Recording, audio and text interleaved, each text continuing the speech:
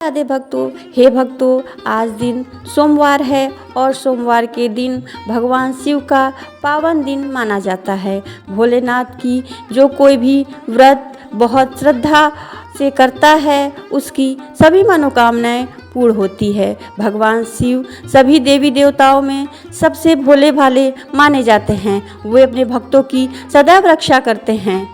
जो कोई व्रत को श्रद्धा पूर्वक सुनता है और सुनाता है, भगवान शिव सभी की मनोकामनाएं पूर्ण करते हैं। ये अब भगवान शिव का स्मरण करते हुए कथा का श्रवण करते हैं। हर हर महादेव, ओम नमः शिवाय। एक नगर में एक साहूकार रहता था। उसके घर में धन की कोई कमी नहीं थी, लेकिन कोई संतान न होने के कारण वो बहुत दुखी रहता था और संतान प्राप्ति के लिए हर सोमवार को व्रत रखता था। पूरी श्रद्धा के साथ शिव मंदिर में जाकर भगवान शिव और माता पार्वती की पूजा करता था। उसकी भक्ति को देखकर एक दिन माँ पार्वती प्रसन्न होकर भगवान शिव से साहूकार की मनोकामना पूर्ण करने का निवेदन करती हैं। माता पार्वती जी के आग्रह पर भगवान शिव ने कहा कि हे पार्वती, इस संसार में हर प्राणी को उसके कर्मों का फल मिलता है और जिसके भाग में जो होता है उसे भोगना पड़ता है। लेकिन पार्वती जी ने साहूकार की भक्ति देखकर उसकी मनोकामना पूर्ण करने की इच्छा व्यक्त की और पार्वती जी के आग्रह पर भगवान शिव ने साहूकार को पुत्र प्राप्ति का वरदान तो दे दिया, लेकिन उन्होंने बताया वह बालक सिर्फ 12 वर्ष तक जीवित रहेगा। और माता पार्वती और शिव जी की बातों को साहूकार सुन रहा था, इसलिए उसे न तो किसी बात का सुख हुआ और ना किसी बात का दुख। वह पहले की तरह भगवान शिव का पूजन कर रहा था। कुछ समय के बाद साहूकार की पत्नी ने एक सुंदर पुत्र को जन्म दिया और जब वह बालक 11 वर्ष का हुआ तो उसे पढ़ने के लिए काशी भेज दिया और साहूकार ने पुत्र के मामा को बुलाया और बहुत सारा धन देकर कहा, तुम इस बालक को काशी जी पढ़ने ले जाओ और तुम लोग रास्ते में यज्ञ कराते जाना और ब्राह्मणों को भोजन दक्षिणा देते हुए जाना। दोनों मामा भांजे इस तरह यज्ञ कराते और ब्राह्मणों को दान दक्षिणा देते हुए काशी नगरी की ओर निकल पड़े। और इसी दौरान रात में एक नगर पड़ा जहाँ नगर के राजा का कन्या का विवाह था, लेकिन जिस राजकुमार से उसका विवाह होने वाला था वह एक आँख से काना था। राजकुमार के पिता ने अपने पुत्र से काना होने की बात को छुपाने के लिए सोचा, क्यों न साहूकार के पुत्र को दूल्हा बना करके राजकुमारी से विवाह करा दूं। विवाह होने के बाद इसको धन देकर विदा कर दूंगा और राजकुमारी को अपने नगर ले जाऊंगा। लड़के को दूल्हे के वस्त्र पहनाकर राजकुमारी से विवाह करा दिया। साहूर का पुत्र बहुत ही ईमानदार था। उसे यह बात अच्छी नहीं लगी, इसलिए उसने अवसर पाकर राजकुमारी के दुपट्टे पर लिखा कि तुम्हारा विवाह तो मेरे साथ हुआ है, लेकिन जिस राजकुमार के संग तुम्हें भेजा जाएगा वह एक आँख से काना है। मैं तो काशी जी पढ़ने जा रहा हूँ। जब राजकुमारी ने चुन्नी पर लिखी हुई ऐसी बात पढ़ी तो उसने अपने माता पिता को यह बात बतलाई। राजा ने अपनी पुत्री को विदा नहीं किया। फिर राजकुमार वापस बारात लेकर चला गया। दूसरी ओर साहूकार का लड़का और उसका मामा काशी पहुंच गए। वहां जाकर उन्होंने यज्ञ किया और जिस दिन लड़का 12 साल का हुआ उस दिन यज्ञ का आयोजन था और लड़के ने अपने मामा से कहा, मामा मेरी तबीयत कुछ ठीक नहीं है। मामा ने कहा, तुम अंदर जाकर के आराम कर लो। और भगवान शिव के लिए वरदान के अनुसार कुछ ही देर में उस बालक के प्राण निकल गए। मृत बालक भांजे को देख उसके मामा विलाप करना शुरू किया। संयोगवश उसी समय भगवान शिव जी और माता पार्वती उधर से जा रही थी। माता पार्वती ने भोलेनाथ से कहा, स्वामी मुझे इसे रोने की आवाज़ सहन नहीं कर पा रही। आप इस व्यक्ति के कष्ट को अवश्य दूर करिए। जब भगवान शिव जी मृत्यु बालक के समीप गए तो वह बोले, यह उसी साहूकार का पुत्र है जिसे मैंने 12 वर्ष की आयु वरदान दिया था।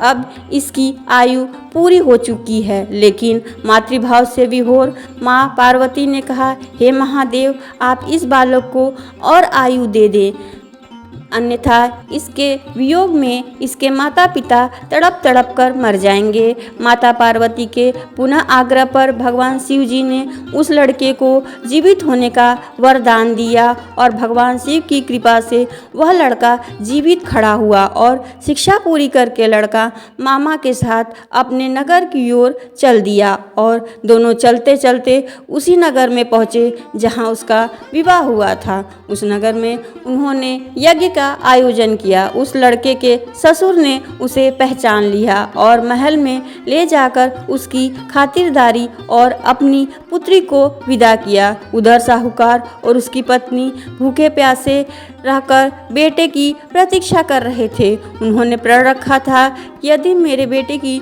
मृत्यु का समाचार मिला तो मैं भी अपने घर के छत पर से अपनी जान दे देंगे।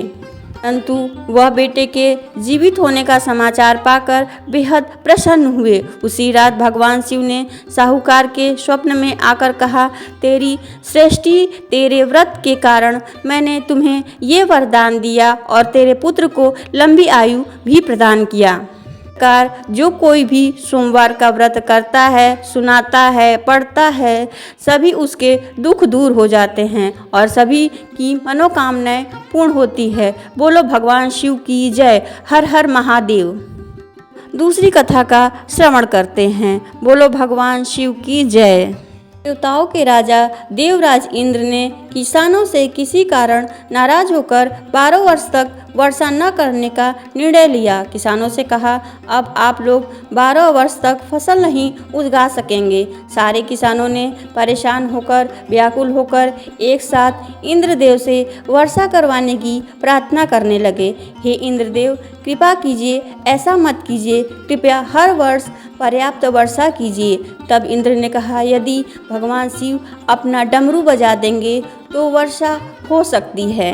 किसानों के बार बार विनती करने पर देवराज इंद्र ने किसानों को यह उपाय बताया कि लेकिन साथ में गुप्त वार्ता करके भगवान शिव से भी यह आग्रह किया कि आप किसानों से बिल्कुल सहमत मत होइएगा। भोलेनाथ इधर जब किसान देवराज इंद्र के बताए उपाय के अनुसार भगवान शंकर के पास पहुँचे तो भगवान शंकर उनसे कहने लगे कि क्योंकि इंद्र देव भी इससे पहले आकर सहायता मांग चुके थे। भगवान शिव ने कहा, किसानों से डमरू तो बजेगा लेकिन अभी नहीं, 12 वर्षों के बाद। अब किसान निराश हो गए तो किसानों जब निराश हुए तो उन्होंने सोचा कि इन 12 वर्ष में अब तो कृषि तो नहीं होगी, खेतों में अगर फसल उगाएंगे तो वह सूख जाएगी, व्यर्थ जाएगी, फसल भी नहीं उगेगी। तो इससे अच्छा है जब तक वर्षा नहीं होती तब तक हम खेती ही ना करें।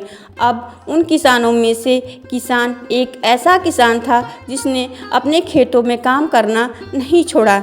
सारे खेत वर्षा न होने के कारण बंजर हो चुके थे, धरती में दरारें पड़ चुकी थी। लेकिन एक वही किसान था जो नियमित रूप से अब पहले की तरह खेत में जोतता, निराई, गुड़ाई, बीज बोता और खाद भी डालता।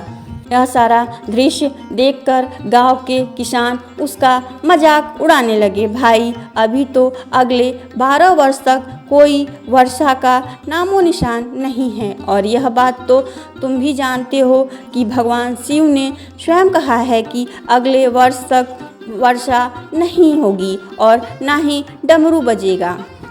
वर्षा तभी हो सकती है जब भोलेनाथ अपना डमरू बजाएंगे। तो ऐसे में तुम बारिश न होने के बाद भी खेतों में आकर के क्यों काम कर रहे हो? इससे तुम्हारा समय भी बर्बाद हो रहा है, तुम्हारी मेहनत भी बर्बाद हो रही है और तुम्हारा धन भी बर्बाद हो रहा है। लेकिन उस किसान ने पता है क्या है कहा, उसने कहा बाकी किसानों से कहा, हाँ आपकी बात तो सही है, मैं भी जानता हूँ कि 12 वर्ष तक वर्षा नहीं होगी, ना ही फसल उगेगी, लेकिन मैं यह काम तो केवल अपने अभ्यास के लिए कर रहा हूँ, क्योंकि अगर 12 साल तक खेती नहीं करेंगे, हल नहीं चलाएंगे, उड़ाई नहीं करेंगे तो खेती किसानी का काम भूल जाएंगे और फिर शरीर मेहनत करने की आदत भी छूट जाएगी। खेती में काम करने में तो किसानों को बहुत परिश्रम करना पड़ता है, इसलिए मैं तो यह सारी मेहनत केवल इसलिए कर रहा हूँ ताकि 12 वर्ष के बाद जब बारिश हो तो फिर अपना काम करने में मुझे कोई कठिनाई ना हो। उसी समय भगवान शिव ने पार्वती के साथ आकर आकाश भ्रमण करने निकले हुए थे। देवी पार्वती ने भी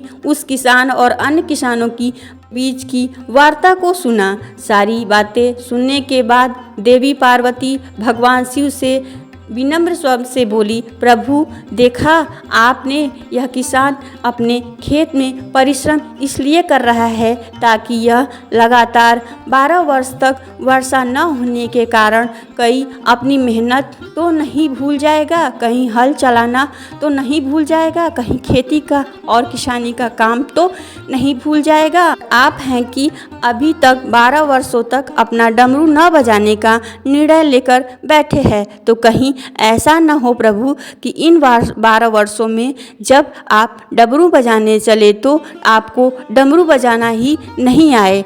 आप भी डमरू बजाना शुरू कर सकते हैं। माता पार्वती की बातें सुनकर भोलेनाथ भी चिंतित हो गए यह देखने के लिए कि डमरू बज रहा है या नहीं। उन्होंने अपना डमरू उठाया और उसे बजाने का प्रयास करने लगे और तभी जोरदार आवाज़ से डमरू बजना शुरू हुआ। देखते देखते आकाश में काली घटाएं छाईं, तेज बारिश शुरू हो गई और किसान अपने खेत में हर दिन नियम पूर्वक काम कर रहा था। उसके मेहनत का भरपूर फल आ गया, क्योंकि उसने कभी कुछ दिन पहले ही जुताई करके उस खेत में बीज बोए थे। वर्षा होने के कारण कुछ ही दिनों में उसकी खेत हरी भरी लहराती हुई फसल खड़ी हो गई। बाकी के किसान जो केवल हाथ रख धरे बैठे हुए थे, ये सोच रहे थे अगले 12 वर्षों तक वर्षा नहीं होगी। यह बात जब भली भांति ऐसे सूखे खेतों को भला परिश्रम करना और अपना समय बर्बाद करने से क्या फ़ायदा है। अब वे किसान के पश्चाताप करने लगे। इधर उधर किसान को अपनी समय बर्बाद करने से क्या फ़ायदा होगा। अब वे किसान पश्चाताप करने लगे। उधर उस किसान को अपनी फसल का भरपूर लाभ हुआ। जो किसान अपने मन में सकारात्मक सोच बैठा रखा था, तो ऐसा ही होता है। कभी कभी हम अपने जीवन में चल रही परेशानियों से बहुत परेशान हो जाते हैं, या हम किसी काम के लिए मेहनत कर रहे होते हैं और हमें अपनी मेहनत का फल नहीं मिलता। हमें लगातार काम करते रहना चाहिए, लगातार प्रयास करते रहना चाहिए। फिर भी जब हमें मेहनत फल नहीं मिलता है तो फिर एक समय ऐसा आता है कि हम थक हार कर बैठ जाते हैं। लेकिन हो सकता है कि वह क्षण हमारे जीवन को बदलने वाला हो सकता है अब तक की गई मेहनत का हमें फल मिलने वाला है। तो हमें हमेशा सकारात्मक सोच बनाए रखना चाहिए। भगवान पर विश्वास करें। आज बुरे दिन हैं तो कल अच्छे दिन भी आएंगे। अगर हमारी मेहनत का फल नहीं मिल रहा है तो एक दिन ऐसा भी आएगा कि हमें अपनी मेहनत का बराबर फल प्राप्ति होगी। जो केवल उस किसानों की तरह हाथ पे धरे बैठे रहते हैं, उनके जीवन में कुछ नहीं हो सकता। वे हमेशा दुख का रोना रोते हैं। बोलिए यहीं समाप्त होती है। बोलो भगवान शिव की जय। जो कोई भी इस कथा को श्रवण करता है, सुनता है, सुनाता है, उसे भोलेनाथ की कृपा अवश्य प्राप्त होती है। अगर आपको हमारी ये वीडियो पसंद आती है तो लाइक सब्सक्राइब अवश्य करिएगा। प्रेम से बोलिए शंकर भगवान की जय। हर हर महादेव। ओम नमः शिवाय।